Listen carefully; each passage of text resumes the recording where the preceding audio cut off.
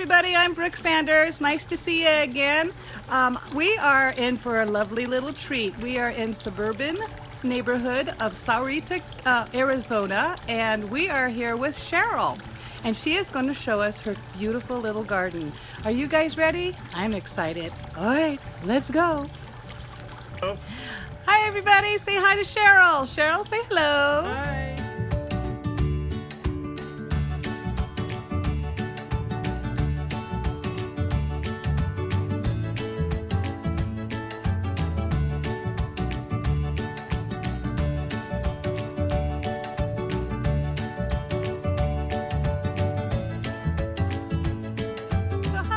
Cheryl, and thank you for having us here. I'm doing great. It's looking like we might get some rain today. We are praying for some rain, that is for sure. I do know that we're going to drop down into the 80s in a few days. Today's our last of the hot days for at least a week. Hopefully finally the trend, keeps up, right? Yeah. So we've got two little pooches here. There is Salsa. Salsa is 14 years old. She hasn't got any teeth. And she's a sweetie pie, but she's a little concerned because we have Rose here invading her house. Okay, so Cheryl, why don't you tell us what's going on in your place? I see you have it pretty well decked out. Start with the grass. Yeah, this is artificial turf that we had put in about a year ago. It's beautiful. And my husband's always wanted a green lawn and tried for many years to have it up in northern Arizona, but it was very difficult. So now he's got a lawn that he doesn't have to water, he doesn't have to mow, and it stays green year long. And you're a good wife. I love the sound of this lovely water fountain. This is gorgeous. Tell us about that. Yeah, it's just a little water fountain we had put in so that the birds can come and get a drink when they want. No bugs? No bugs issues with bugs? Well, bugs, we have this Dynatrap here right next to the... and as you can see, they are attracted to the Dynatrap, and they are trapped in the bottom. Oh, goodness gracious, Granny Cats. Look at that. Isn't that something? So bug-free.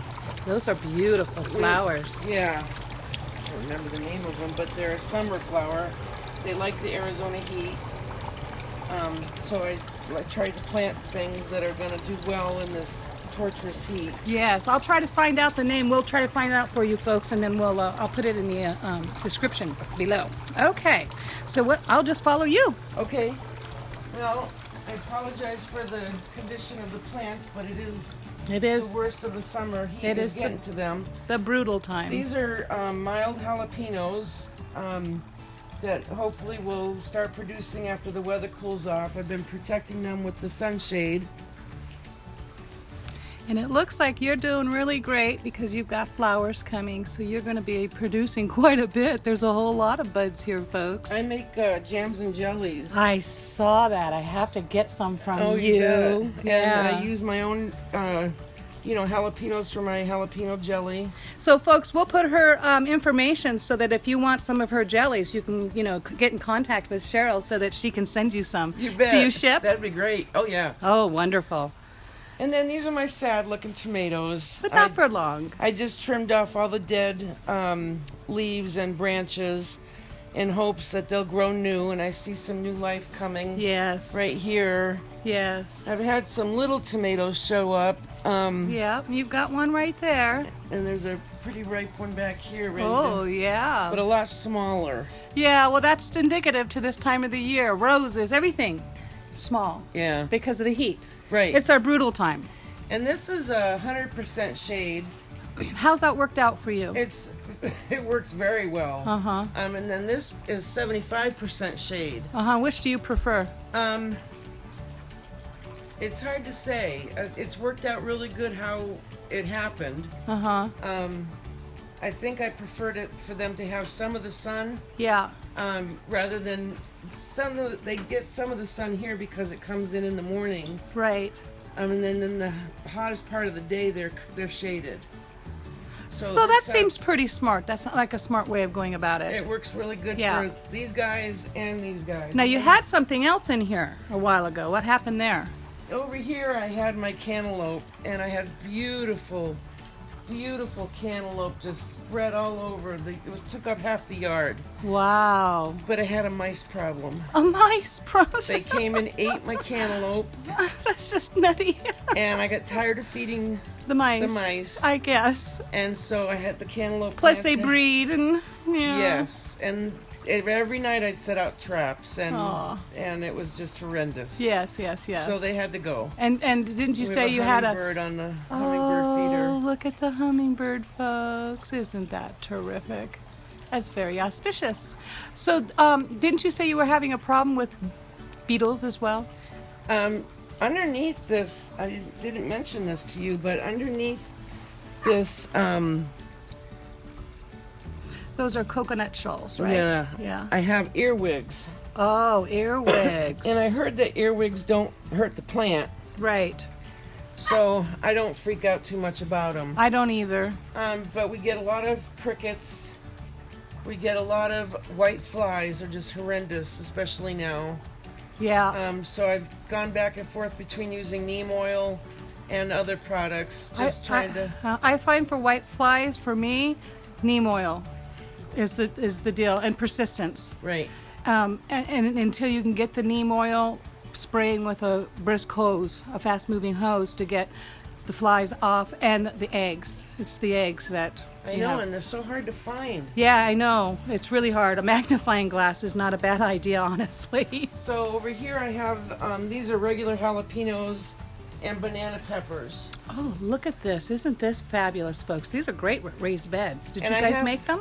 No, they were made by a company in Prescott called YEI, Yavapai Exceptional Industries, and they provide services to people with developmental disabilities, Oh, and they teach them a vocational skill. can we attach their information bet. as well? You Okay, bet. folks, that would be Yeah. a great organization for you guys to purchase from I've if you're in had- our area. I've had these going on 4 years now. They're nice.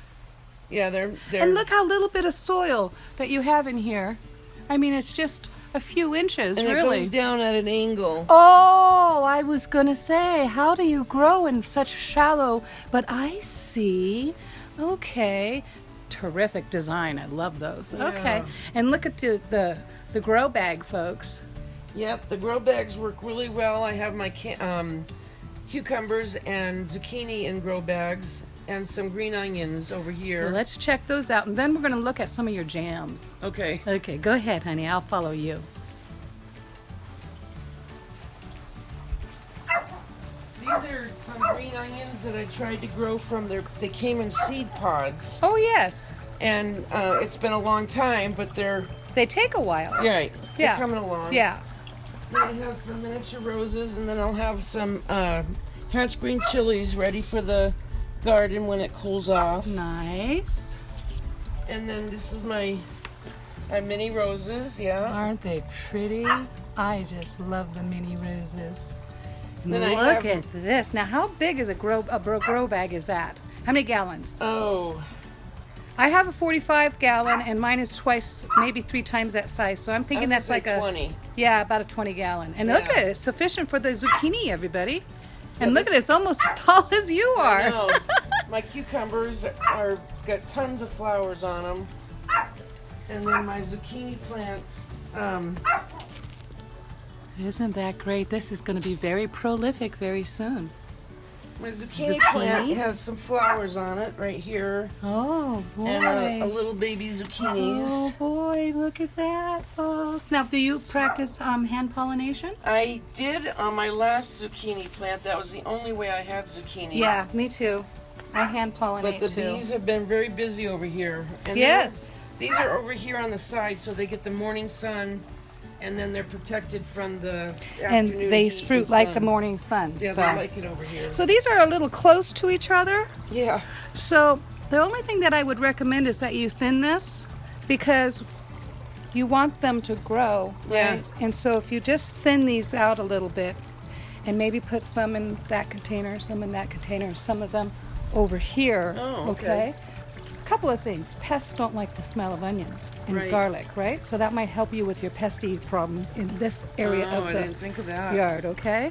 Okay, folks, we're going to take a little break because Cheryl's going to go get some of her some of her jams, and let's take a look. I'm excited. We'll be right back. Okay, so we're waiting for Cheryl to bring out some of her yummy jams. I'm so excited. And if you guys like jam, I think that you should, she's quite famous for this area, so you should, ask her for some jam. And she does do mailing of them as well. So here we go. I'm excited.